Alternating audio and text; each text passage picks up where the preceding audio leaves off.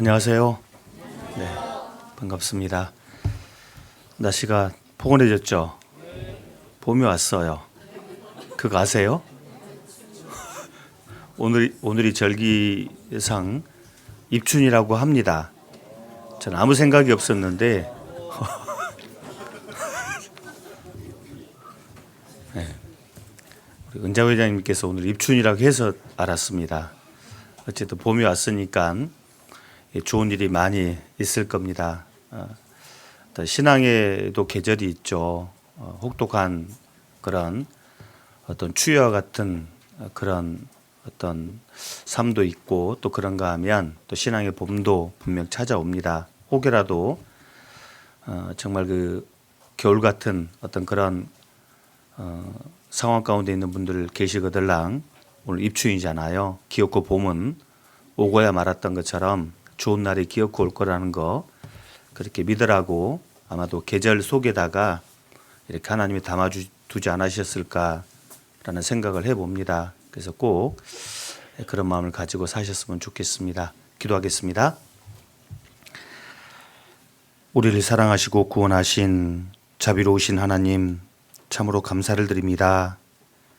하나님을 멀리 떠나 죄 가운데 소망 없이 살아가던 불쌍한 영혼들, 하나님의 저주와 심판을 받을 수밖에 없었던 비참한 죄인들을 하나님 버려두지 아니하시고 찾아와 주시고 손 내밀어 구원해 주셔서 이렇게 소망 가운데 살게 하시고 또한 은혜 가운데 살게 하심을 진심으로 머리 숙여 감사를 드립니다. 주님의 사랑을 받은 저희들, 이제 앞으로 우리에게 주어진 허락된 소중한 시간과 날들을 어떻게 사용해야 할지 늘 말씀으로 가르쳐 주시고, 혹여라도 하나님 앞에 부끄러운 그런 삶을 삶으로 하나님의 영광을 가리우고 또 하나님의 이름을 부끄럽게 하는 그런 삶을 살지 않도록 늘 힘 주시기를 우리 하나님께 기도합니다.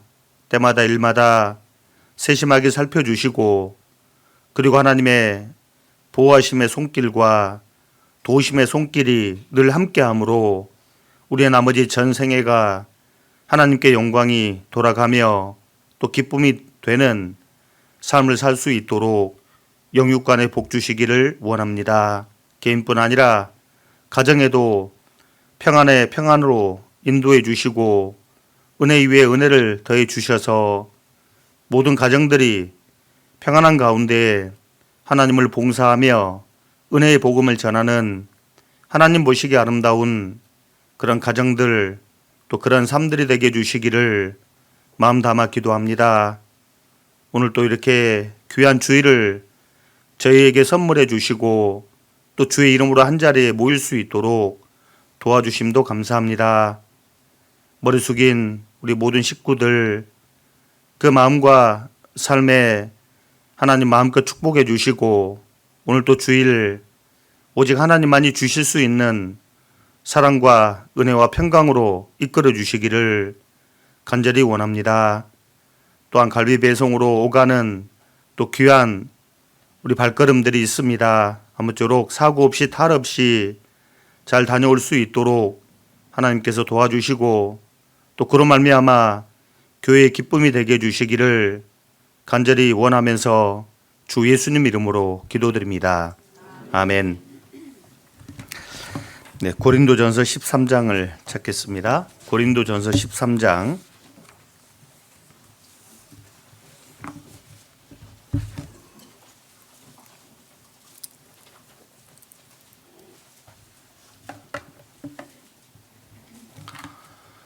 네, 고린도전서 13장입니다.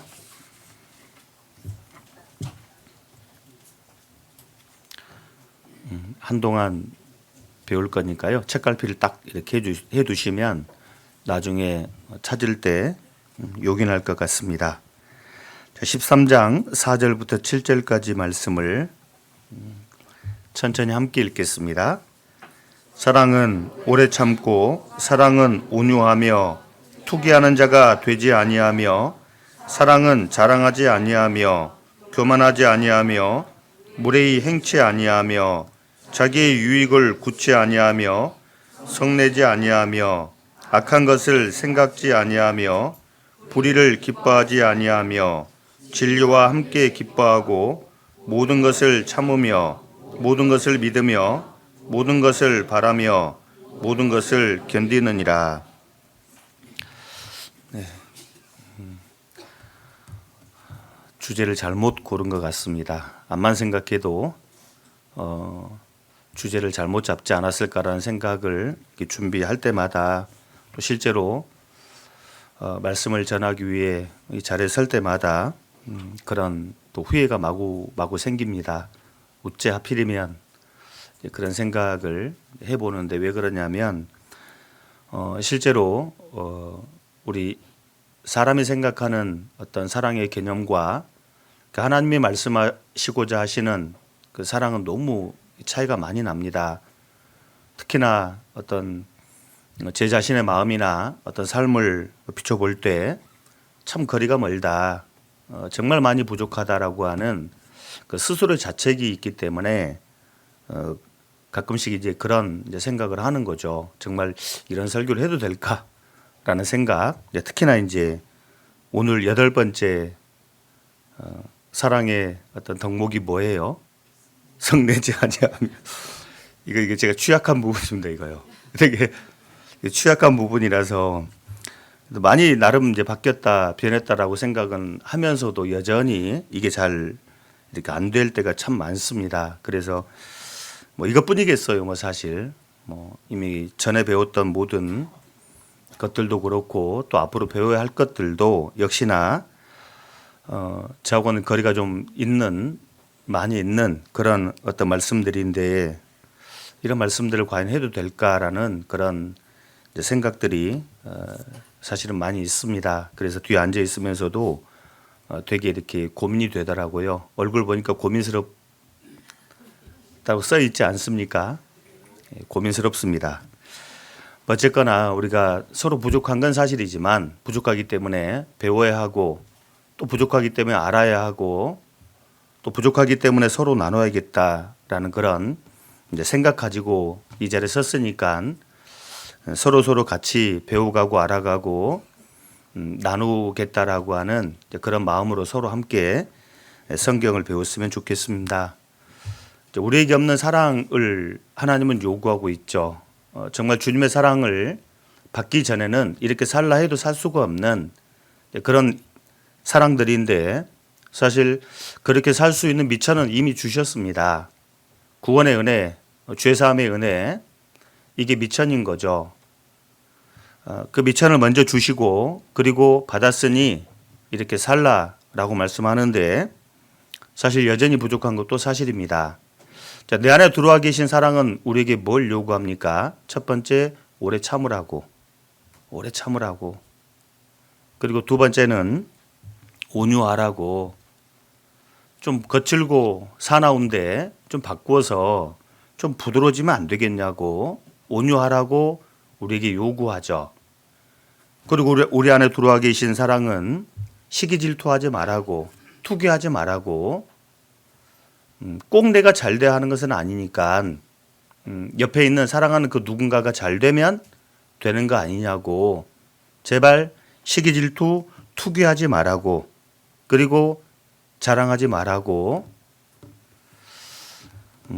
허풍성 같은 그런 자랑 일색의 삶에서 벗어나서 진정한 자랑거리가 있으니까 이제 하나님 앞에 자랑할 수 있는 그 진정한 자랑이 무엇인지 좀 생각하고 그런 자랑을 자랑할 수 있도록 힘써 살라고 우리에게 요구하죠.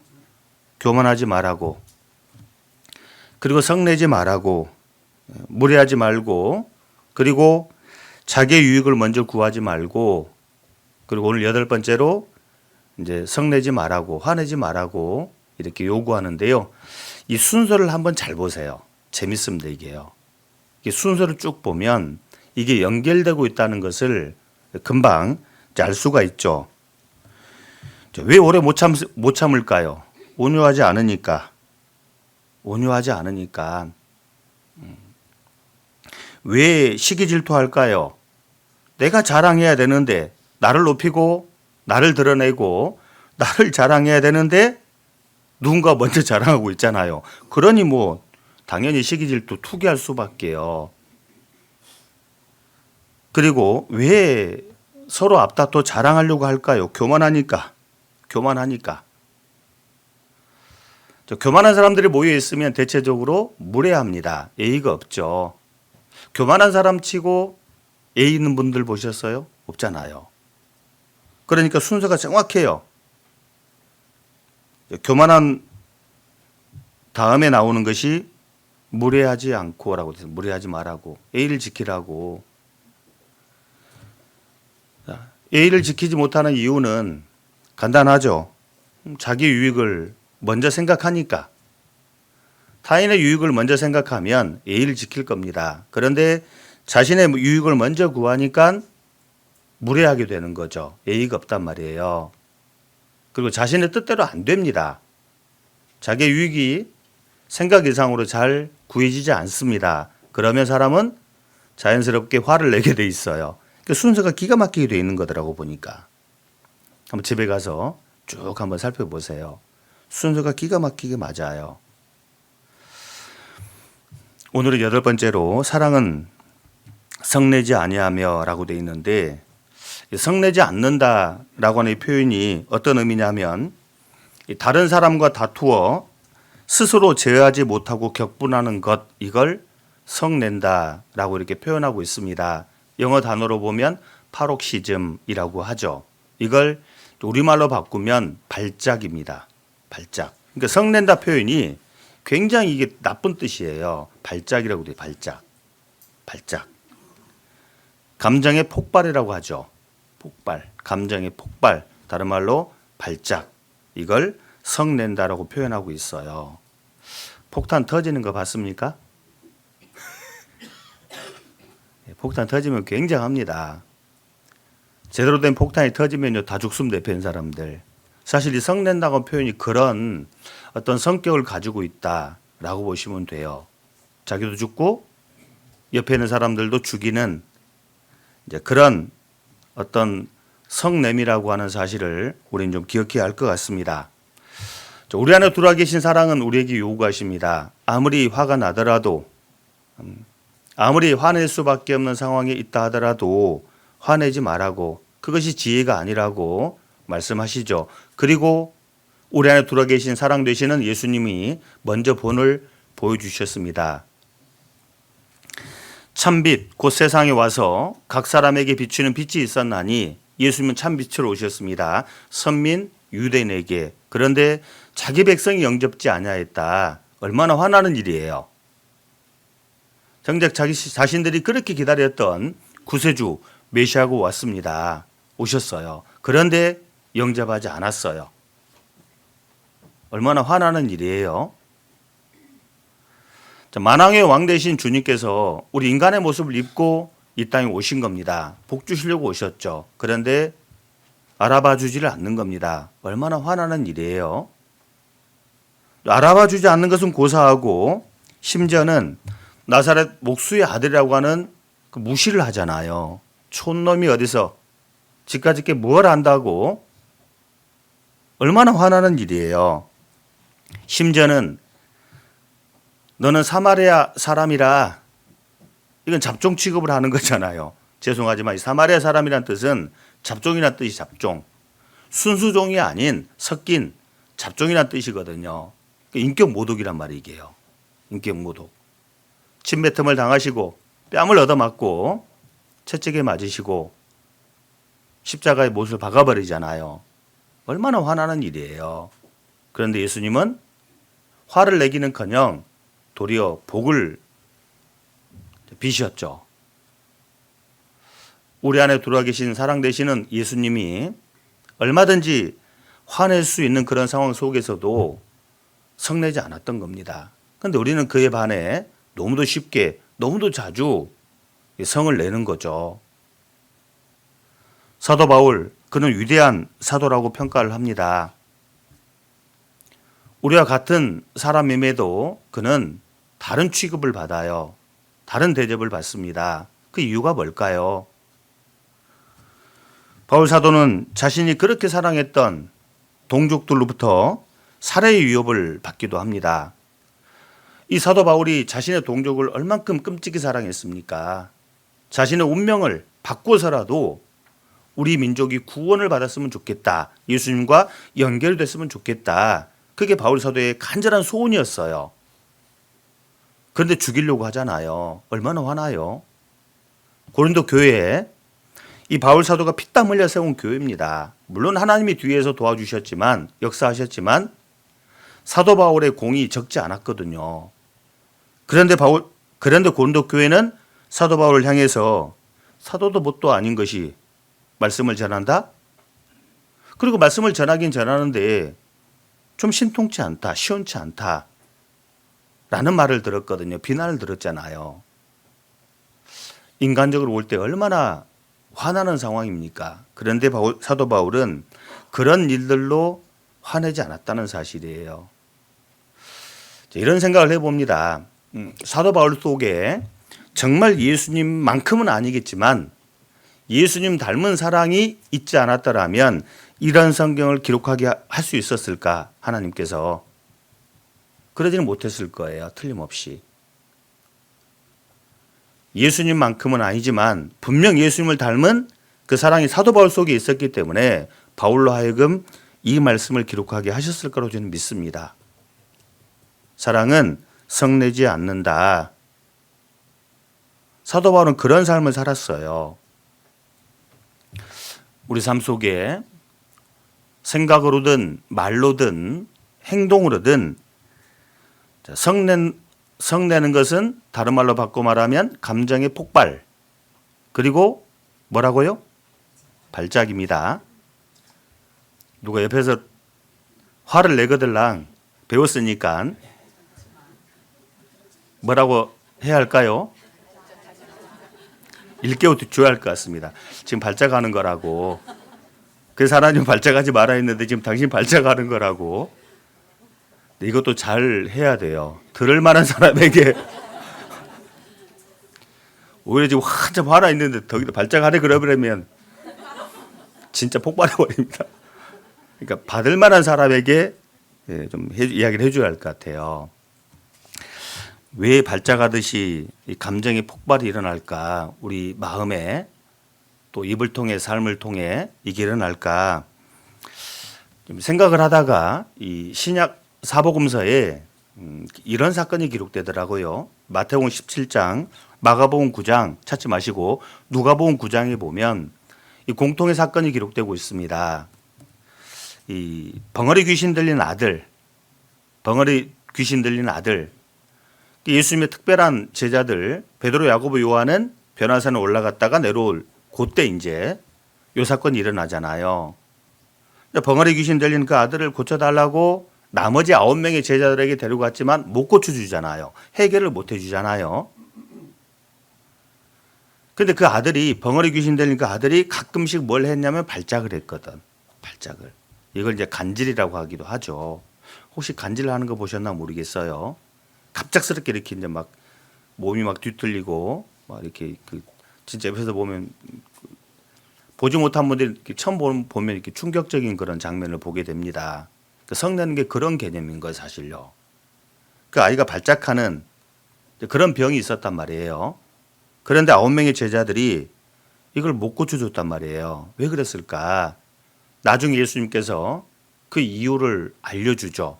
즉, 우리 마음 중심에 어떤 감정의 폭발이라고 하는 발작하듯이 일어나는 어떤 성냄이 원인이 어디에 있는지를 정확하게 알려주신 겁니다. 믿음이 없어서 그런 거라고. 나중에 집에 가서 읽어보세요.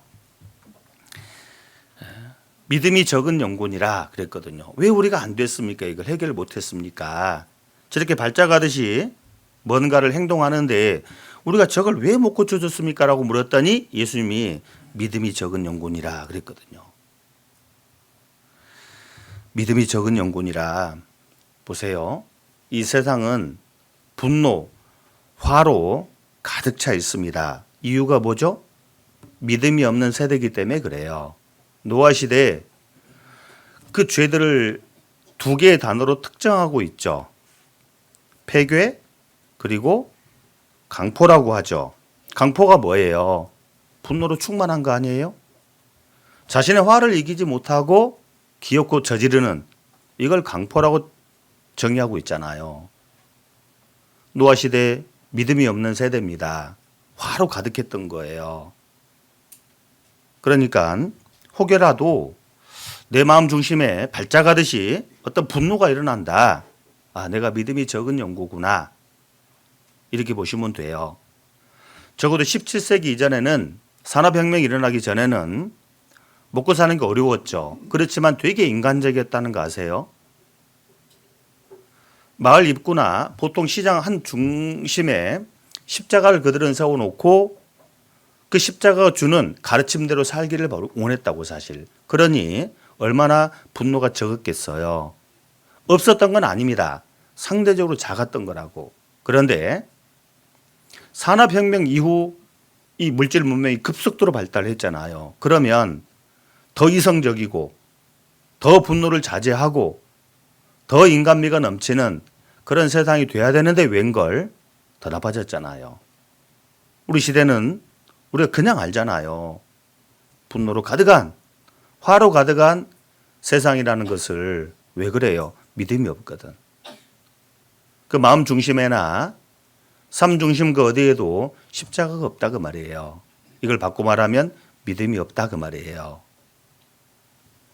내가 기어코 저지르지 않아도 하나님 살아 계시잖아요. 하나님 살아 계시잖아요. 그 하나님이 사라지니까 내가 뭔가를 해야 돼. 그러니까 화가 난단 말이에요. 믿음이 없는 세대여, 내가 얼마나 너희와 함께 있으며 얼마나 너희를 참으리요. 세상 사람들은 그렇다 칩시다. 중요한 건 우리잖아요. 우리. 얼마나 더 주님이 기다려주면 이 일어나는 화를 잘 이거 다스릴 수 있을까? 믿음을 키워야 하는 겁니다. 하나님 살아계시지. 하나님이 해결해 주시겠지. 하나님께 맡길 수 있는 믿음을 키우면 내가 굳이 화를 내지 않아도 돼요. 그렇죠. 그래서 두 번째 부족한 게 뭐냐? 믿음이 없으니까 기도가 안 되지. 기도가 안 되는 거죠. 믿음 있는 사람은 자신이 직접 화를 내서 해결하는 것이 아니라 진짜 믿음 있는 사람이라면 기도하는 거잖아요. 기도. 그래서 간질하는 아이를 고쳐준 그 사건의 중요한 핵심 요소를 또 두 번째 가르쳐 줍니다. 기도 외에 다른 것으로는 이런 유가 나갈 수 없느니라. 기억나시죠? 첫 번째 믿음이 없어서, 두 번째는 기도가 부족해서, 기도가 없어서. 십자가의 도는 하나님의 능력이라고 말씀합니다. 하나님의 능력이 맞아요. 세상 사람들이 볼 때는 나무 토막입니다. 그냥 쇠붙이에 불과하겠죠. 그렇지만 적어도 믿는 우리가 볼 땐 비참한 죄인을 천국까지 끌고 갈 수 있는 어마어마한 능력이 십자가잖아요. 그렇잖아요. 우리가 여전히 마음 중심에서 화를 참지 못하고 다스리지 못하면 결국 우리 스스로가 이 십자가를 세상 사람들 생각하는 그런 나무 토막 정도로 만들어버리는, 이 막대기 정도로 만들어버리는 그런 죄를 짓고 있다는 사실을 우리가 좀 배워야 할 것 같아요. 얼마나 기다려주면, 얼마나 참아주면 우리가 이 분노를 이겨낼 수 있을까? 믿음을 좀 키워봅시다. 그리고 화가 날 때마다 내가 직접 화를 내기보다는 좀 기도를 합시다. 기도를. 이 두 가지가 중요한 거예요. 이 두 가지가 없으면 결국 이성을 잃고 마치 간질, 발작하듯이 자신의 감정을 그냥 폭발시키는 거죠. 이렇게요. 상대를 죽여요. 자기는 안전할까요? 아니요. 자기도 죽어요. 같이 죽는 거라고. 경건 생활의 부족인 겁니다. 기도 외에 다른 것으로는 이런 유가 나갈 수 없느니라. 기도하지 않으면 항상 말이 앞서게 됩니다. 말로 자신의 정당성을 입증하려고 애를 쓰죠. 이게 마음대로 안 되면 그 다음에 뭘 해요? 화를 내는 거예요. 이렇게 해요. 딱 순서가 그래요. 맞죠? 말을 많이 하려고 애쓰기보다는 기도를 많이 하려고 애쓰는 것이 필요합니다. 말이 많으면 기도가 적어지고 기도가 많아지면 말이 줄어들어요. 자신이 한 말을 귀엽고 옳다고 주장하다 보니까 뜻대로 안 되면 화를 내는 것이 사람입니다. 우리 사람이에요. 어떻게 좀 이해되세요? 대답하신 분들은 화를 많이 내고 사시는 분들이 뭐야? 자, 틀림없이 그래요. 두 가지가 부족한 거예요. 두 가지가. 우리가 화가 날 때 화나는 일이 왜 없겠습니까? 화나는 일이 천지지 뭐. 자식을 봐도 화가 나고 부모를 봐도 화가 나고 남편을 봐도 화나고 자매님들 그렇죠? 이런 유도 질문에 넘어가 버리면 우리 형제님들이 슬픕니다. 우리 형제님들 자매들 보면 화나죠?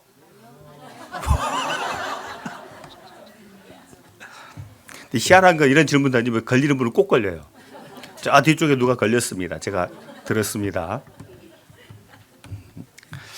화나는 일이 왜 없겠습니까? 있죠. 그런데 화가 날 때마다 세 가지 질문을 먼저 던져봅시다. 첫 번째, 왜 내가 화를 내고 있는지 생각을 해봐야 돼요.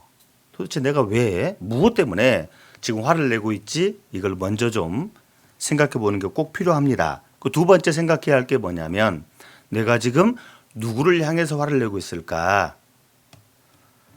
누굴 향해 화를 내고 있을까? 나를 향해서? 자신을 향해 화내는 건 괜찮아요. 나를 향해서 화를 내고 있는 건지 아니면 상대방을 향해서 화를 내고 있는 건지 아니면 하나님을 향해 화를 내고 있는 건지 생각을 꼭 해야 합니다. 내가 지금 누구를 향해서 화를 내고 있을까? 야고보서 1장. 자, 야고보서 1장입니다.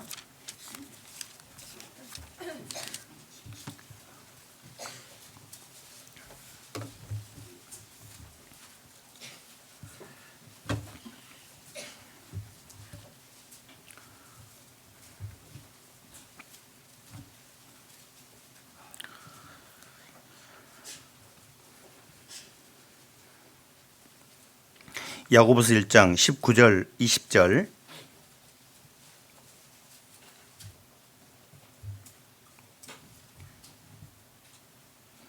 19절 20절을 같이 읽겠습니다. 내 사랑하는 형제들아 너희가 알거니와 사람마다 듣기는 속히 하고 말하기는 더디하며 성내기도 더디하라. 사람의 성내는 것이 하나님의 의를 이루지 못함이니라. 여러분 보세요.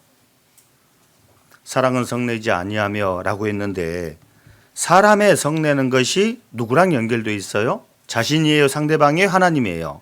하나님이잖아요. 내가 화를 냈는데 하나님과 딱 연결이 되어 버렸어요. 지금 내가 지금 화를 내고 있는데 누구를 향해 화를 내고 있는 거냐? 기억하십시오. 하나님을 향해 화내고 있는 거예요. 그래서 하나님 말씀하시기를 에베소 4장 26절에 분을 내어도 죄를 짓지 말며 해가 지도록 분을 품지 마라. 자, 분을 내어도 그러니까 어떤 분들은 뭐라고 성경에 분을 내라고 화를 내라고 성내라고 돼 있지 않냐고 이렇게 이제 이해를 하시는데 오해입니다. 사람이 분을 낼 수도 있다는 사실 자체에 대한 말이지 그렇다고 해서 분을 내라, 화를 내고 성질을 부려라 그런 뜻은 절대적으로 아닌 겁니다. 이게 분을 내어도 죄를 짓지 말며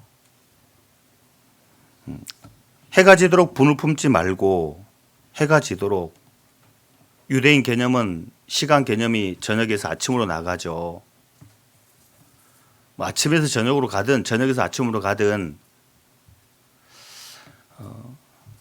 해가 지도록 즉 처음 시작을 화를 내고 시작하면 하루 종일 그 분노의 감정을 가지고 하루를 살아야 돼요. 얼마나 끔찍스러워요. 그러니까 해가 지기 전에 빨리빨리 해결해라, 풀어라 라고 이야기를 하기도 하죠. 근데 보다 더 중요한 건 하루의 시작이 분노로 시작된다면 될 일도 안 된다는 거예요. 왜? 그 마음에 하나님이 아무것도 담아줄 수가 없어요. 다 태워버리잖아요. 불이 화끈하게 타고 있는데 거기다 뭘 집어 던져봐요. 다 타버리잖아요. 다 태워버리잖아요. 내 마음이 지금 분노로 타고 있는데 아무리 하나님이 은혜를 부어줘도 다 태워버리잖아요. 품지 말라고 이야기하는 겁니다. 화를 내는 것은 내 자신에게도 아닌 상대방에게도 아닌 하나님께 화를 내고 있다는 사실을 두 번째로 기억해야 돼요. 될 일도 안 되게 돼 있어요. 될 일도 안 됩니다.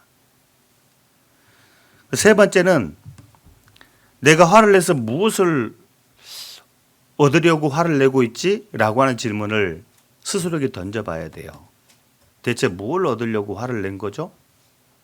혹시 화내서 얻은 거 있으세요? 성질 부려가지고 혹시 얻은 거 있으세요?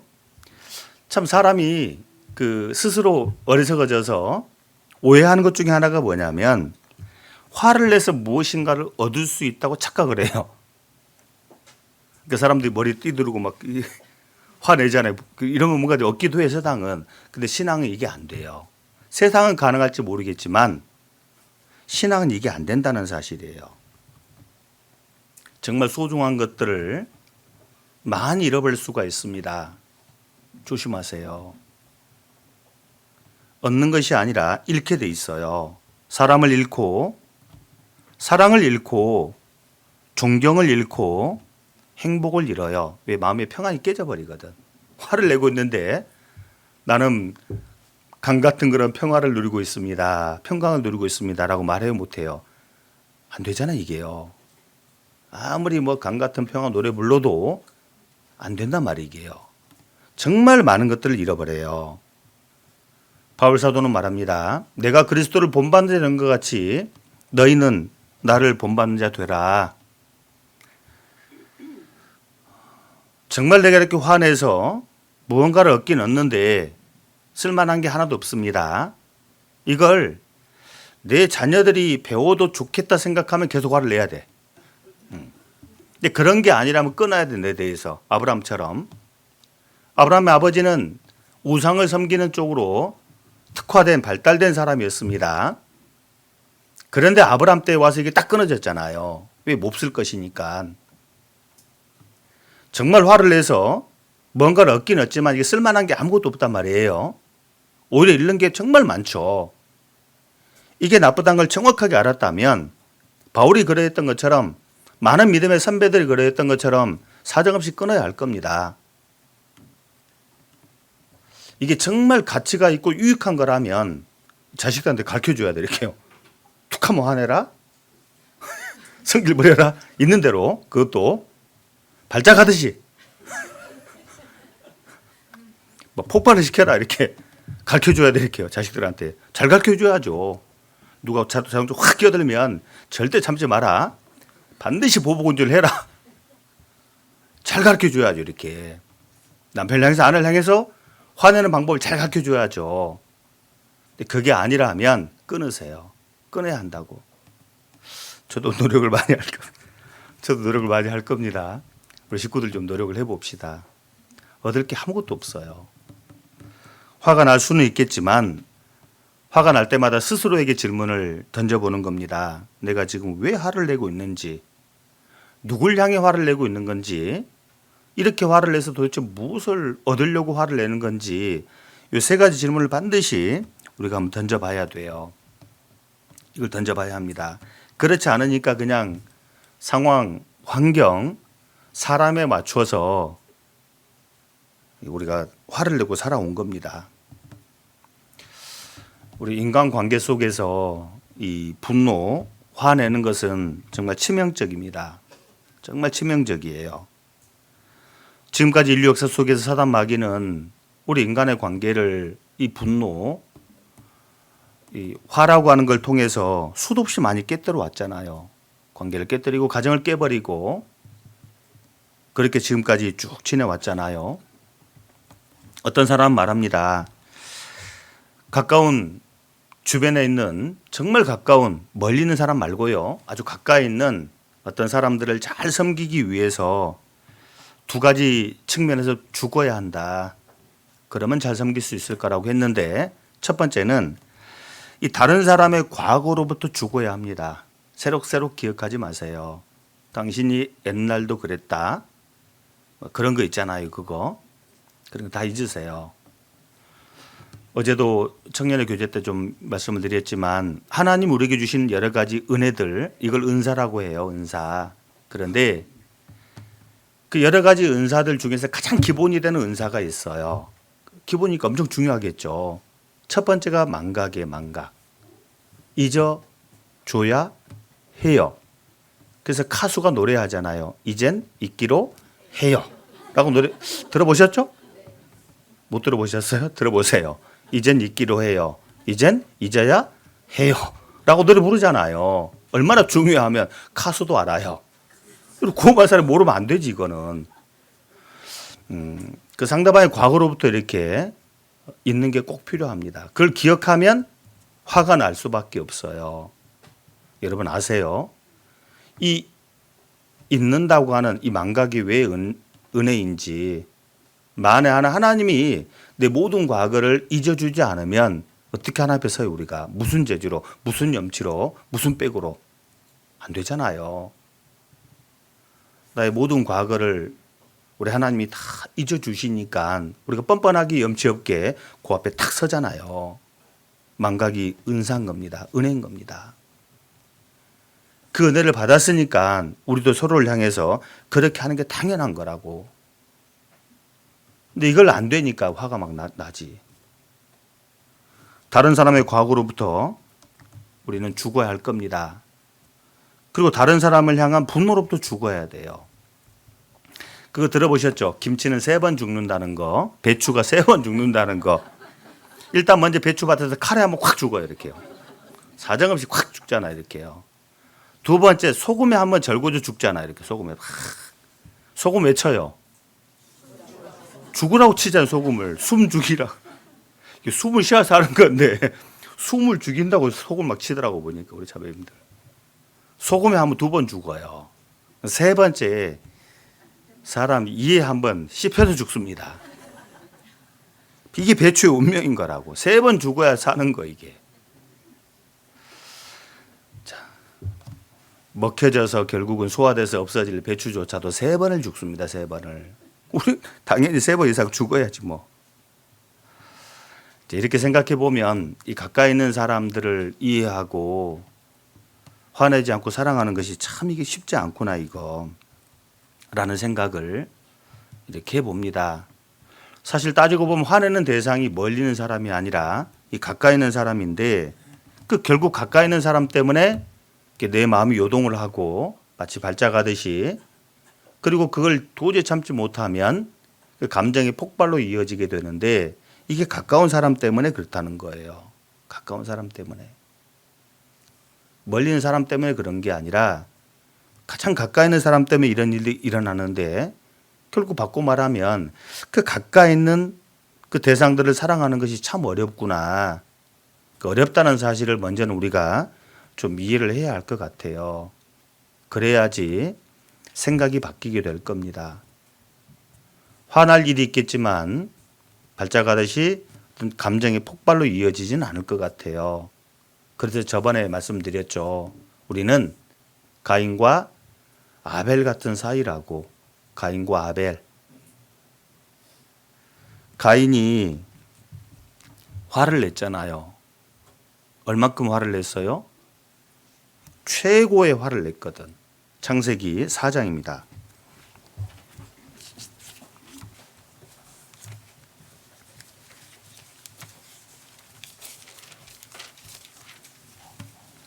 창세기 4장 5절입니다.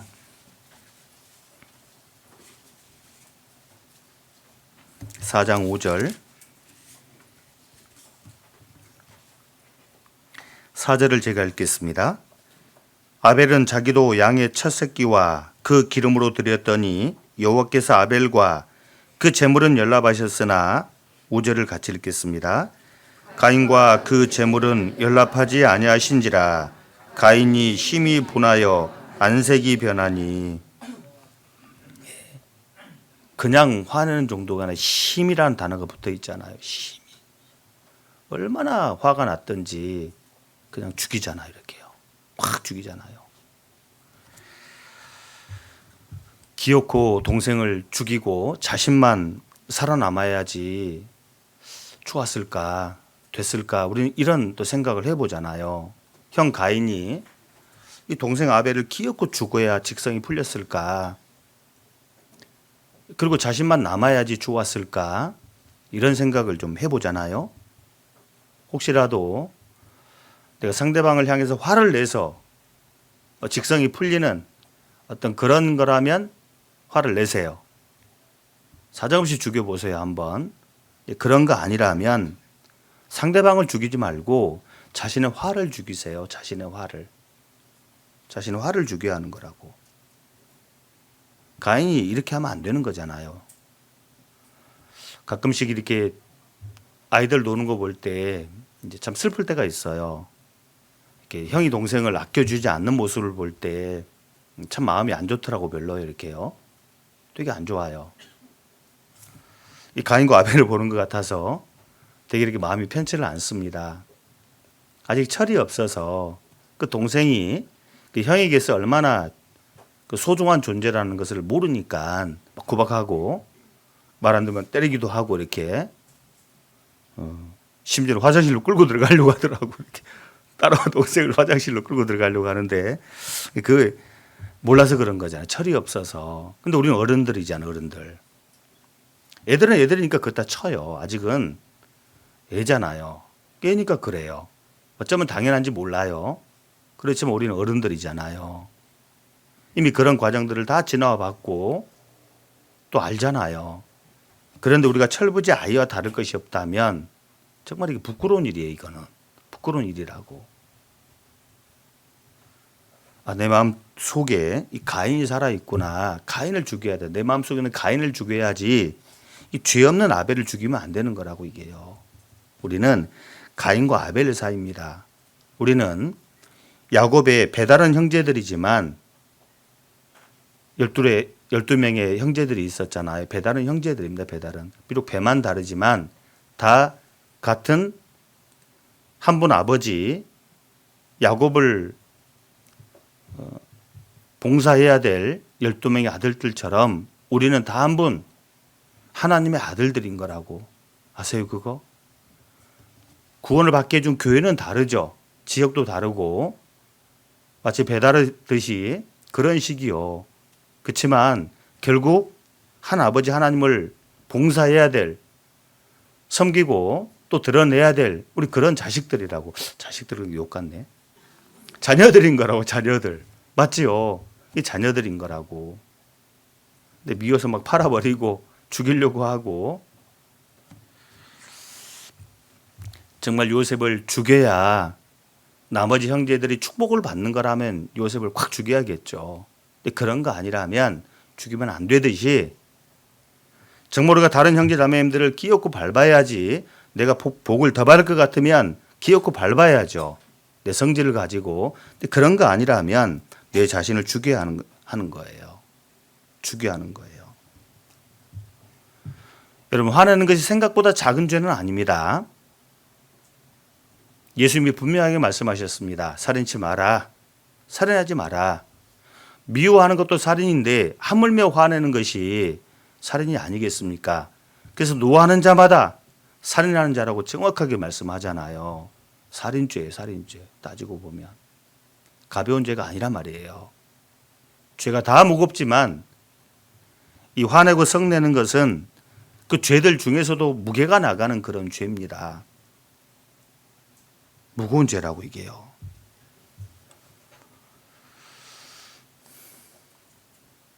돌아온 탕자. 형이 볼 때는 얼마나 밉상입니까? 얼마나 밉상이에요. 집을 나갔으면 성공이라도 하지. 다 털어먹고 거지되게 돌아왔잖아요. 얼마나 밉상이에요. 꼴도 보기 싫죠. 아버지 그리고 자신도 머리카락이 있는데 그 돌아온 탕자 그림 보세요. 레므란트 그림 보면 동생이 머리가 다 빠졌어요. 이렇게요. 얼마나 마음고생을 많이 했던지 머리가 다 빠졌더라고 보니까 이렇게.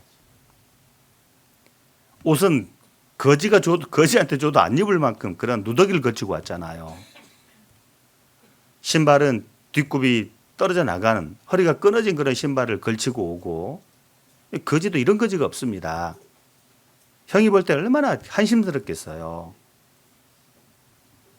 그래서 그냥 이 그림 보면 탁 멀찌감치 서서 너 왜 왔냐? 왜 와? 나가 죽지? 뭐하러 왔냐? 돌아오려면 성공하고 돌아오지. 이렇게 바라보잖아요. 우리 그런 마음을 좀 바꿔야 할 것 같아요. 실제로 저번에 이제 어떤 사건을 겪으면서 하나님 마음이 더 많이 좀 이해가 되는 그런 좀 일이 있었습니다.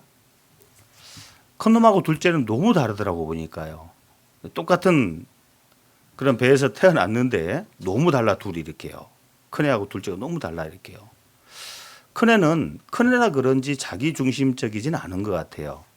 대부분 이렇게 이제 분위기 맞춰서 어떤 그 관계에 맞춰서 이렇게 이제 그쪽으로 이렇게 가는 그런 이제 어떤 타입이라면 둘째는 자기 성향이 너무 딱 정확해요. 너무 정확한 거죠. 그러니까 이제 자기 중심적인 약간은 이제 그런 이제 성향을 가지고 있는데 어쩌다가 이제 이렇게 저랑 좀 의견이 좀 안 맞는 제 마음을 이해하지 못하는 이제 그런 일이 좀 있었어요.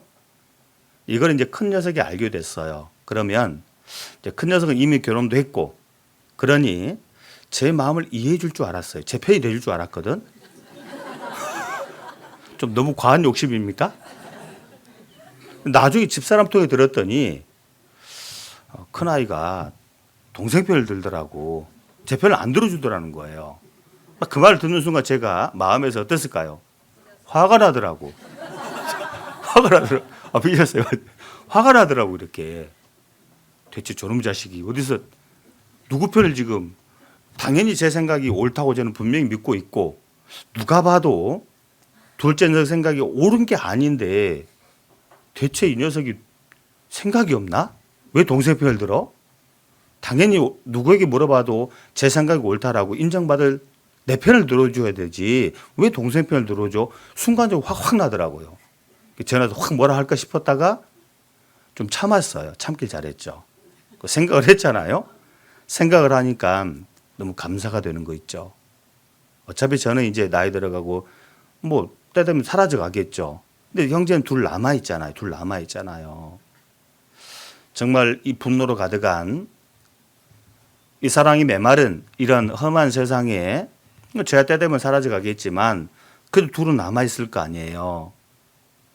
그 둘이 서로 이렇게 이해하지 못하고 이렇게 서로 다투면 얼마나 그 슬픈 일이에요. 제 입장에서는 잠시나마 제 편을 들어주지 않아서 섭섭하고 화가 나긴 했지만 시간이나 생각해 보니까 너무 감사한 거예요. 잘 배웠구나. 너무 좋더라고 이렇게요. 그러면서 이제 깨달아진 게 하나님이 이 마음이겠구나. 하나님이 이 마음이겠구나. 이 험한 세상에 이 자녀들이 이렇게 살고 있잖아요. 하나님이 직접적으로 개입하셔서 뭔가를 하실 수도 있지만 그럴 수 없는 상황도 있잖아요. 서로 이렇게 도와주고 이해하고 참아주는 어떤 그런 자녀들의 모습을 보면 하나님 마음이 되게 기쁘겠구나. 이 깨달음이 순식간에 확 들어왔어요. 이렇게요. 그래서 큰 녀석이 너무 고맙더라고 이렇게요. 너무 고맙더라고. 우리는 미워하고 그리고 기어코 죽이는 그런 관계들이 아니라 사실은 살려줘야 될 관계인 거라고. 살려줘야 될 관계들이라고요. 근데 이게 잘 안 돼요. 이유가 뭐예요? 사랑.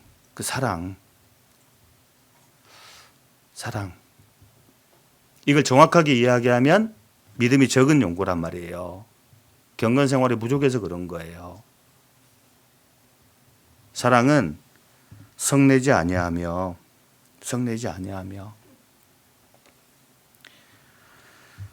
우리가 화내는 여러 가지 이유가 있겠지만 그 이유들을 쭉 분석해 보면 그 비교 의식이 너무 강해서 그래요. 경쟁 의식이 강해서 그렇습니다. 열등 의식이 강해서 그래요. 사람은 참 희한해요. 하나님이 그렇게 만드신 것은 아닐진데 죄가 들어오면서 희한하게 바뀌어버린 것이 사람 같아요. 보니까 생각을 해보면 이 가인과 아벨이 딱 그런 지금 관계를 보여주잖아요. 가인과 아벨은 서로 비교하고 경쟁하고 우열을 가리는 그런 관계가 아니잖아요. 지금요. 아껴주고 사랑해주고 보듬어줄 그런 관계인데 심히 분해요. 심히 분해서 보통 화내는 게 아니라 막 죽일 듯이 화를 냈고 결국은 죽여버렸잖아요. 결국은 죽이잖아요. 좀 형제의식을 가지고 서로 좀 사랑할 수 있으면 참 좋은데 이게 죄가 들어왔고 또 구원은 받았지만 아직 죄성이 남아있는 그런 사람들이기 때문에 이걸 다스리지 못하면 결국 우리도 가인의 길을 피해가지 못할 거라고 이렇게요. 죽이잖아요. 사람은 비교해서 자신이 열등하다 생각하면 어떤 식으로든 이걸 두 가지 방법으로 해결하려고 합니다. 비교해 봤어요. 상대적으로 제가 열등이에요. 그러면 가만히 있을까요? 사람은 그렇게 안 돼 있더라고 보니까. 우등하고 열등이에요. 그럼 열등한 제가 당신은 우등해서 좋겠어요. 이러면 좋을 텐데 이게 안 되는 게 사람이에요. 이걸 어떻게 해결하는가? 두 가지 방법을 사용한다고 합니다. 첫 번째는 빼앗아서 내 열등함을 채우려고 하는 것이 우리 인간의 본성이라고 해요. 상대방의 우수한 걸 빼앗아서 자신의 부족함을 채우려고 하는 게 사람이라고 해요. 비난하고, 그래서 비난하고 깎아내리고 지까지 게 뭘 어떤 식으로든 자기가 비슷하게 만들려고 해요.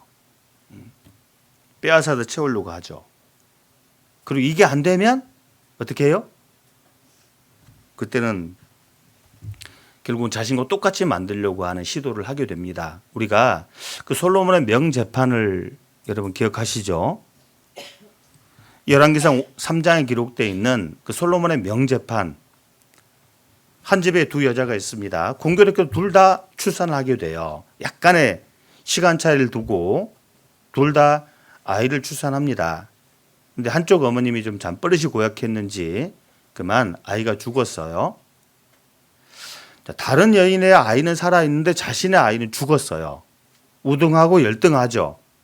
그래서 아이가 죽은 아이를 데리고 있는 그 여인이 어떻게 합니까? 빼앗으려고 시도하죠. 처음에는 빼앗으려고. 산 아이는 내 거고 죽은 아이는 네 거다. 처음에는 뺏으려고 애를 씁니다. 근데 이게 안 됩니다. 쉽게. 그러니까 나중 두 번째 어떤 방법을 선택해요? 내 것도 되게 말고 네 것도 되게 말고 확 죽여서라도 공평하게 나누라. 이게 공평한 게 아닌데 그 방법을 써버리잖아요. 사람이 자신의 어떤 그런 화나는 일을 사랑으로 해결하려고 해야 하는데 사실 이미 화가 나 있기 때문에 사랑은 찾기 어렵습니다. 사용하는 방법이라고 해봤자 겨우 그거라고요. 상대방을 깎아서 채워보려고 하고 그것도 여의치 않으면 네 것도 되게 말고 내 것도 말고 같이 망하자. 이런 이제 극단적인 방법을 쓰려고 하는 게 사람이란 말이에요. 어쩌면 우리 마음속에도 이런 마음들이 왔다 갔다 하잖아요. 사실 왔다 갔다 하거든. 마음을 지키고 마음을 다스린다는 게 얼마나 어려운지. 그래서 우리가 어떤 비교하면 분명 우열이 가려지게 돼 있습니다. 고린도 교회는 비교했잖아요. 팔을 가지고 비교합니다. 너는 어디 파냐? 나는 예수파인데 팔을 가지고 우열을 가려보려고 하고 나는 말을 이만큼 잘하는데 너는 말 좀 잘 못한다야. 말 잘한 거 가지고 우열을 가려보려고 하기도 하고 또 하나님 주신 은사를 가지고 또 우열을 가려보려고 하잖아요. 이게 얼마나 어리석은 일인지. 고린도 교회도 예외 없이 우리 사람이 피해갈 수 없는 거기에 딱 걸려 있었던 거잖아요. 그런 상대방을 이해할 수가 없죠. 받아줄 수도 없고. 그래서 그거 아세요? 그 고린도 교회의 극단적인 징계, 그것도 최고수의 징계가 고린도 교회에 많았다는 것. 말로 해도 안 되고 적당한 징계를 해도 안 바뀌고 그러니 하나님 편에서는 어떻게 해요? 최고수의 징계 카드를 탁 엘로우 카드를 꺼냅니다. 확 죽이잖아요. 너희 중에 잠자는 자가 많고 그러잖아요. 그 징계가 무서워서라도 우리는 바꿔야 되겠지만 사실 징계 무서워라기보다는 하나님의 은혜에 그렇게 보답하는 게 아니거든. 사실 방법이 그게 옳지 않잖아요. 화나는 일이 없을 수는 없습니다. 화나게 하는 사람도 많고 화나게 하는 일들도 분명히 적지 않은 건 사실이에요. 그렇지만 그렇다고 해서 우리의 본성대로 그 화를 발작하듯이 폭발시키는 건 하나님 앞에 인정받을 수 없다는 사실. 성경 속에 그렇게 해서 인정받는 사람 누가 있어요? 아무도 없잖아요.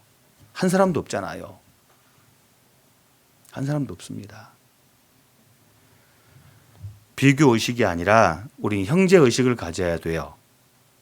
형제의식을 가져야 되고 그리고 전에 말씀드렸지만 고린도전서 7장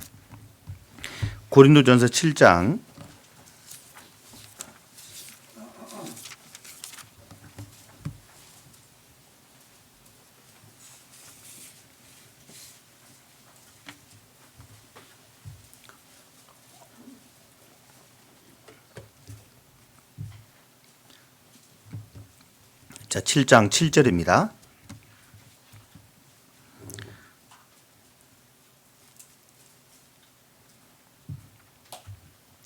자, 7절 말씀을 같이 읽겠습니다. 나는 모든 사람이 나와 같기를 원하노라. 그러나 각각 하나님께 받은 자기의 은사가 있으니 하나는 이러하고 하나는 저러하니라. 하나는 이러하고 하나는 저러하니라. 똑같은 사람이에요. 그렇지만 다르죠. 남자도 있고 여자도 있어요. 똑같은 사람이에요. 그렇지만 다릅니다. 하나는 이러하고 하나는 저러하니라. 가정에서도 그렇죠. 같은 배를 타고 태어났지만 다르잖아요. 두 녀석이. 하나는 이러하고 하나는 저러하니라. 하나는 이라고 하나는 저러하는데 누가 맞은 거죠? 누가 옳은 거죠?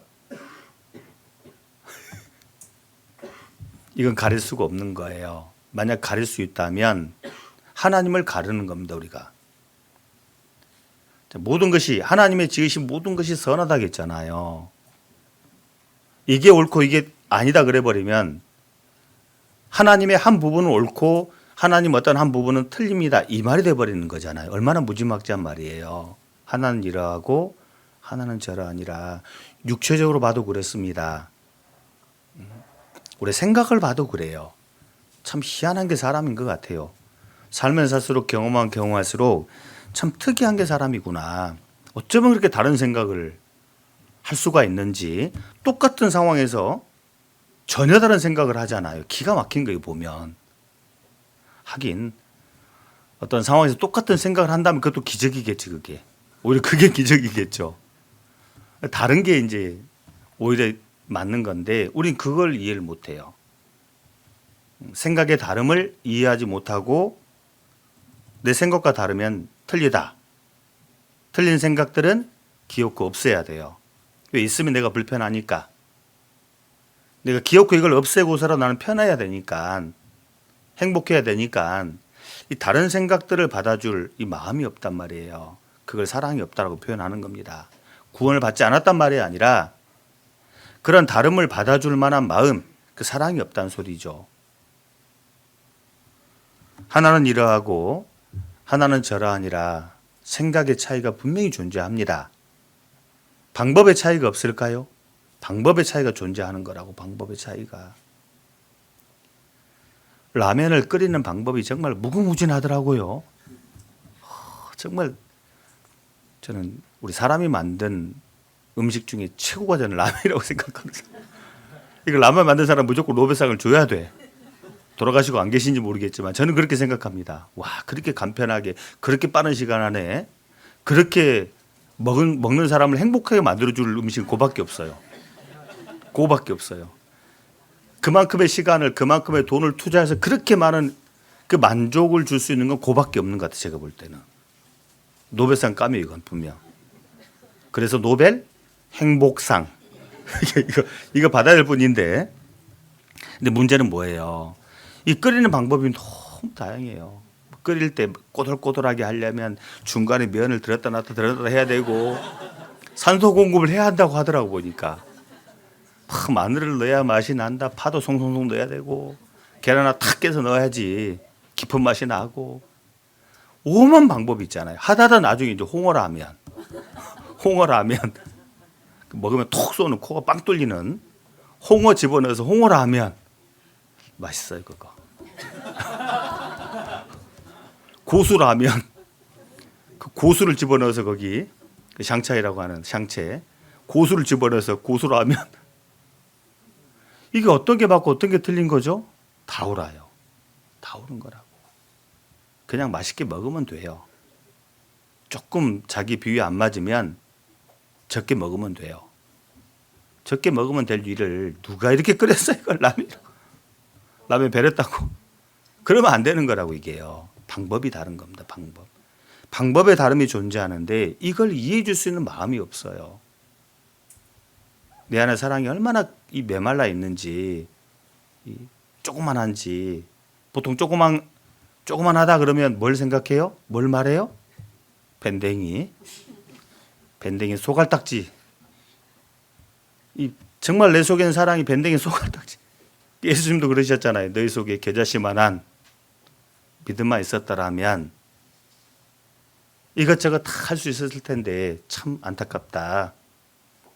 우리 속에 정말 밴댕이 소갈딱지만큼만 그 정도의 사랑만 있어도 하나는 이러하고 나는 이런데 하나는 저러하구나. 저분은 저렇구나. 그러니까 얼마든지 좀 받아줄 수 있을 것 같은데 이게 잘 안 돼요. 이게. 사랑은 성내지 아니하며 우리가 기대해야 할 것이 있고 기대하지 말아야 할 것들이 있습니다. 상대방을 향해서는 기대하지 맙시다. 자신에게 기대하세요. 상대방에게 뭔가를 기대하면 실망하기 딱 좋아요. 실망하기 딱 좋습니다. 그 실망감이 드는 순간 화가 나기 시작해요. 이만큼 기대했는데 그만큼을 못 얻었잖아요. 화가 나지 뭐겠어요. 이게 정말 좋다고 샀는데 크리스탈이라고 생각하고 샀는데 알고 봤더니 아닌 겁니다. 기분이 좋아요? 화가 나요? 당연히 화가 나죠. 비싼 대가를 지불했는데 그만큼의 만족을 못 얻었습니다. 그럼 화를 낼 수밖에 없는 게 사람이에요. 그러니까 이 자신을 향해서는 기대치를 한껏 높이시고 서로를 향해서는 기대치를 낮춰주는 게 맞아요. 상대방을 향해서 기대치를 높이면 높일수록 분노하게 되는 일들이 훨씬 많아지는 겁니다. 훨씬 많아지는 거예요. 어떤 분이 그런 표현을 했습니다. 우리 사람끼리 관계 속에서 힘들어하고 또 화를 내는 그 이유가 어디에 있을까? 하나님에게서만 찾을 수 있는 것을 사람에게서 찾으려고 하기 때문이다. 어떻게 좀 이해가 되십니까? 그러니까 하나님에게서만 찾을 수 있는 것들을 사람에게서 찾으려고 하니까 이게 관계들이 어려워지고 화를 낼 수밖에 없는 일들이 생긴다. 사람은 실수가 전공이고 부족함이 특징인데 실수가 많고 부족함이 많은 사람에게서 기대치를 한껏 높여놓으니까 실망을 많이 하게 되고 화를 내게 된다 그 말이에요. 우리가 자신을 향해서는 기대치를 한껏 높이는 겁니다. 상대방을 향해서는 기대치를 낮춰주는 거예요. 무시하란 말이 아니라 그 기대치를 낮춰주는 겁니다. 기대치를 높이면 높일수록 우리는 갈라디아에서 나오는 율법 남편이 딱 돼요. 율법 남편. 아시죠? 율법 남편. 율법 자체로 얼마나 선하고 얼마나 의롭고 얼마나 옳습니까? 문제는 율법 자체가 하나 하자가 없는데 그 율법 앞에 누가 설 수가 있어요? 아무도 없어요. 내가 기대치를 많이 높이면 높일수록 내 주변에 아무도 안 남게 돼 있어요. 그거 기억하세요.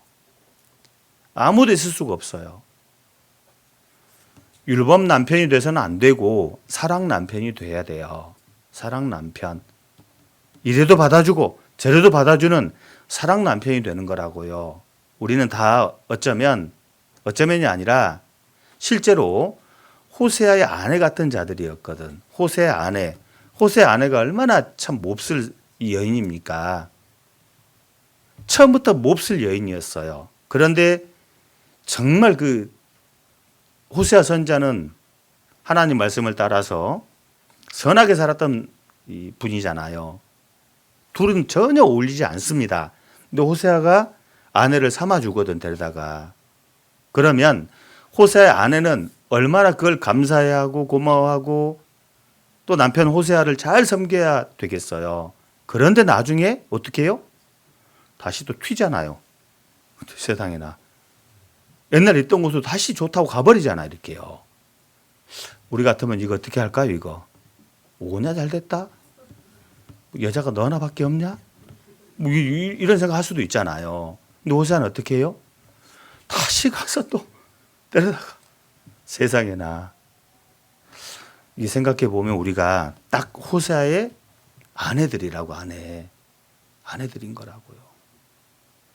그러니 다른 누구를 향해서도 우리는 호세아처럼 사랑 남편 예수님처럼 다 받아주고 이래도 괜찮고 저래도 괜찮고 다 괜찮다. 그런 마음, 그런 사랑을 우리가 가져야 한단 말입니다. 이게요. 그럼 화낼 일이 현저하게 작아져요. 현저하게 작아지는 겁니다. 하나는 이러하고 하나는 저러하니라. 하나님이 그렇게 맞는 걸 어떻게 하냐고. 각각의 다른 기질, 다른 성품을 하나님이 그렇게 부여하신 걸 어떻게 할 거냐고 따지고 싶거들랑 남편에게 따지지 마세요, 자매님. 왜 우리 신랑은 이 모양일까? 남편에게 따지지 마시고 하나님께 따지세요. 하나님 그렇게 만들었어, 원래. 우리 남편분들, 우리 자매님들, 당신은 왜 그러냐? 하나님께 따져야 할 일인 거라고. 그렇게 만들어 놓은 거 어떻게 해요? 내 주변에 있는 다른 사람들 뭐라 할 게 없어요. 하나님 그렇게 맞는 걸 어떻게 할 거냐고. 그리고 사실 내 기준에서 내가 옳고 다른 분들이 이제 옳지 않다 생각하지만 다른 분 기준에서 보면 내가 틀린 거예요. 내가 틀린 거라고. 맞다 틀리다도 내 생각, 내 기준일 뿐인 거예요. 사실 우리는 생각 이상으로 아는 게 적은 사람들인 거 맞죠? 우리 전도회 때 그런 말씀 듣잖아요. 내가 아는 그 지식 밖에 하나님 계시면 어떻게 할 거냐고. 내가 아는 그 지식 안에 하나님이 계시면 내가 하나님 쉽게 찾겠지만 그 내가 아는 지식 밖에 하나님 계시면 없다고 할 거냐고. 우리 그런 말씀 듣잖아요. 그런 거라고. 하나님을 어떤 내 생각이나 기준 안에 가둬두고 이게 옳다, 이게 옳지 않다 라고 말하는 것은 진짜 옳지 않은 겁니다. 우리가 서로를 볼 때 그렇게 봐주면 제일 좋아요. 하나는 이러하고 하나는 저러하니라. 이건 외워두세요. 이건 외워두세요. 이건 외워두면 두고두고 좋습니다. 모든 일, 모든 사람을 향해서 두루두루 사용할 수 있는 정말 좋은 말씀이에요. 하나는 이러하고 하나는 저러하니라. 자, 마지막으로 이 분노, 화를 내는 것은 필요할 때가 있긴 합니다. 사실 이 분노라고 하는 이 감정은 하나님이 주신 게 맞아요. 주셨으니까 있는 거지. 우리가 개발한 건 아니잖아요, 이게요. 이 분노라고 하는 건 하나님 주신 감정이기 때문에 이것을 어떻게 사용하는가에 따라서 죄가 될 수도 있고 또는 좋은 것이 될 수도 있다는 사실, 요건 마지막으로 좀 생각하고 마치겠습니다. 예수님도 화를 내시긴 내셨죠. 근데 우리랑 다른 분노였습니다. 거룩한 분노의 분이라고 하죠. 저희의 마음의 완악함을 근심하사 노하심으로 저희를 둘러보시고, 마가복음 3장 5절에 이제 그런 말씀이 기록되는데요. 예수님이 주변 사람들 향해서 노하셨다라고 이렇게 표현이 되어 있습니다. 적어도 성경은 365번이나 이 분노에 대해서, 하나님의 분노에 대해서 말씀을 하고 있어요. 공교롭게 365번이라네요. 그러니까 실제로 우리 매일의 삶 속에서 이 분노가 일어나고 있구나, 이렇게 이해하면 될 것 같습니다. 그런 우리를 향해 하나님이 또 화를 내고 계신 거죠. 저러면 안 되는데. 결국 이 성경이 말하는 사랑은 성내지 아니하며 라는 말씀은 우리 속에 있는 분노를 마치 지우개로 닦아내듯이 말살시켜라, 그런 뜻이 아닌 겁니다. 이거 그런 뜻은 아니에요. 돈이 있습니다. 이 돈은 사실 어떤 쪽으로 쓰는가에 따라서 선할 수도 있고 악할 수도 있는 거잖아요. 이 돈은 중립을 지키고 있습니다. 그 돈을 움켜쥔 사람이 어떻게 쓰는가에 따라서 선할 수도 있고 악할 수도 있잖아요. 범죄를 저지르는 쪽으로 돈이 만약 들어가게 되면 이건 돈이 악하게 쓰여진 거잖아요. 근데 이 돈을 정말 불쌍한 어려운 사람을 위해 사용하면, 또는 복음 전하는 일에 사용하면 이게 선하게 되는 것처럼 우리 안에는 분노가 그런 개념이에요. 그 분노 자체를 없앨 수는 없어요. 이 분노라는 감정을 가지고 잘 다스려라. 말살시키는 것이 아니라 잘 다스려서 하나님이 의도한 대로 거룩한 쪽으로, 선한 쪽으로 사용하라, 그런 뜻인 거죠. 없애는 수는 없습니다.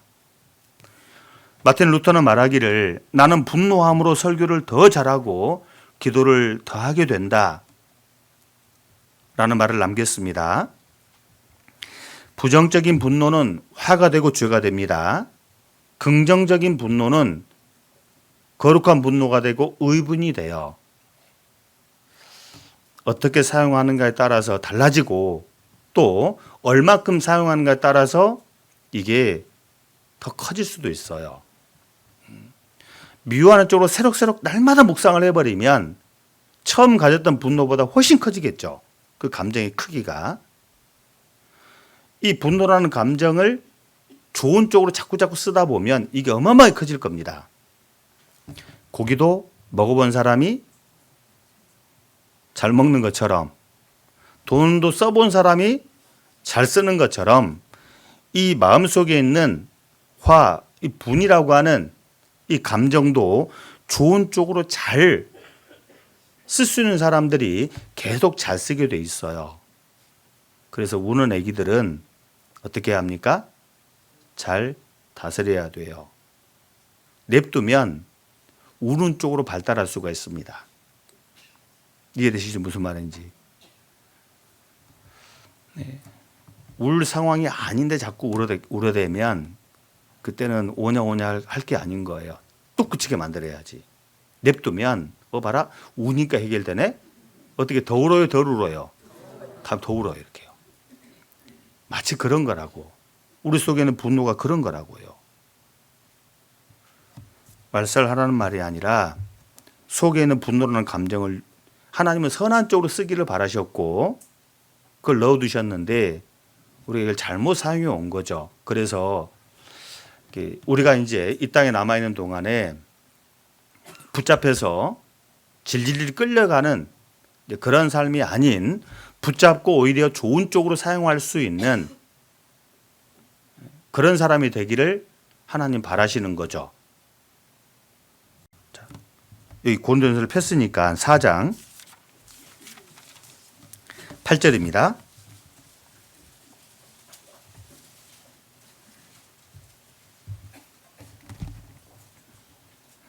4장 8절 같이 읽겠습니다. 너희가 이미 배부르며 이미 부유하며 우리 없이 왕노릇하였도다. 우리가 너희와 함께 왕노릇하기 위하여 참으로 너희의 왕노릇하기를 원하노라. 우리가 왕노릇해야 될 여러 가지 것들이 있습니다. 사실 뭐 이렇게 교제에 참석하는 것도 왕노릇해야죠. 육신에게 져서 아이고 오늘 피곤하니까 좀 제낀다. 오늘 비가 많이 오니까 제낀다. 이제 그쪽 이게 져버린 거죠, 이렇게요. 그렇지만 비가 오거나 비가 오나 눈이 오나 바람이 부나 나는 무조건 기어코 간다. 교제 가는 쪽으로 내가 왕노릇하는 거지 이거는요. 똑같은 상황에서 좋은 쪽으로 내가 왕노릇 해버린 거잖아요. 화나는 상황이 있습니다. 그냥 발작하듯이 감정의 폭발을 드러내버리면 그쪽으로 왕노를 한 거라고. 사랑이 없는 쪽으로 왕노를 해버린 거라고요. 그런데 그 화가 날 때 그 분노의 감정을 내가 확 움켜쥐고 받은 사랑이 있는데 이렇게 보답하는 게 아니지. 그 감정을 누를 수 있다면 좋은 쪽으로 왕노릇 하게 되는 겁니다. 왕노릇 하기를 원해요. 하나님은. 감정을 잘 다스리고 화를 잘 다스리고 하나님이 의도한 대로 어마어마한 에너지니까 화가 나면 어마어마한 일을 하잖아요. 이렇게요. 우리 안에 있는 이 감정도 어마어마한 큰 에너지인데 이걸 아무쪼록 좋은 쪽으로 사용하는 그쪽으로 왕노릇 하기를 우리 하나님이 바라시는 겁니다. 그래서 잠언 19장 11절에 노하기를 더디하는 것이 사람의 슬기요 허물을 용서하는 것이 자기의 영광이니라. 성경은 정확하게 말씀합니다. 이 분노라고 하는 감정 자체가 없는 사람이 탁월하다라고 말하지는 않아요. 그건 사람도 아니지. 그렇죠. 화내는 그런 감정이 전혀 없어. 분노라는 감정이 전혀 없는 사람이 성경은 탁월하다고 말하지는 않아요. 그런 사람은 없거든. 나무 토막이지 돌멩이지 그게 사람이겠어요. 화나게 하는데 왜 화가 안 나겠어요. 그런데 성경은 정확하게 말씀하기를 노하기를 더디하는 것이 사람의 슬기요. 그러니까 얼마든지 분낼 수 있는 화낼 수 있는 상황이나 환경 사람은 존재할 수 있다. 그렇지만 중요한 건 뒤에죠. 허물을 용서하는 것이 그 사람의 자기의 영광이니라. 어떻게 하면 용서할 수 있을까요? 사랑이죠. 사랑. 그 주님의 사랑. 그 사랑을 생각하면 앞에 분노라는 감정을 잘 다스릴 수 있습니다. 그게 왕노릇이에요. 왕노릇입니다. 사랑은 성내지 아니하며. 잘 참읍시다. 오래 참읍시다. 끝까지 한번 참아봅시다. 죽을 때까지 참아봅시다. 사랑은 성내지 아니하며. 그래요. 자신을 지키고 또 가정을 지키고 교회를 지키기 위해서라도 사랑은 성내지 아니하며 라는 말씀을 마음 깊이 묵상하고 혹 화가 나려고 할 때 세 가지 질문을 던져보고 그리고 혹 화를 내서 상대방을 죽이기보다는 자기 자신의 화를 죽이는 그런 지혜로운 사람이 되어야 할 겁니다. 주님께 받은 사랑을 묵상하면 묵상할수록 참 많이 부족하구나, 많이 거리가 멀구나라는 생각을 하게 되는데 어쨌든 우리가 부족한 사람인 건 틀림없고 이렇게 배우고 또 알고 함께 교제를 나누면서 주님에 대해 더 알아가고 또 알아가는 만큼 우리가 좀 노력하게 될 겁니다. 저도 더 노력할 거니까요. 우리 식구들도 더 함께 같이 해주기를 좀 부탁을 드리겠습니다. 기도하고 마치겠습니다. 우리를 사랑하시고 구원하신 자비로우신 하나님, 참으로 감사를 드립니다.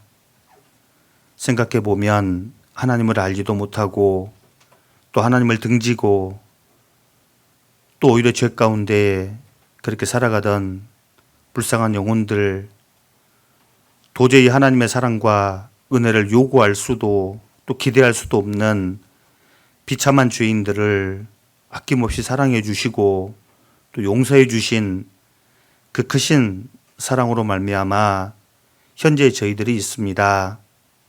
늘 말씀을 통해 우리의 부족함을 깨닫게 하시고 또 하나님의 풍성한 은혜로 말미암아 그 부족함이 채워짐으로 우리 자신이 하나님 앞에 복되고 또 가정이 복되고 교회가 복되는 그런 삶으로 이끌어 주시기를 우리 하나님께 기도합니다. 우리의 나머지 전생애가 하나님께 받아들여지고 하나님께 영광이 되고 또 하나님이 높아지고 드러나는 그런 삶이 되게 해주시기를 간절히 원합니다. 나머지 오후의 모든 시간들도 오직 주님께만 의지하면서 주 예수님 이름으로 기도드립니다. 아멘.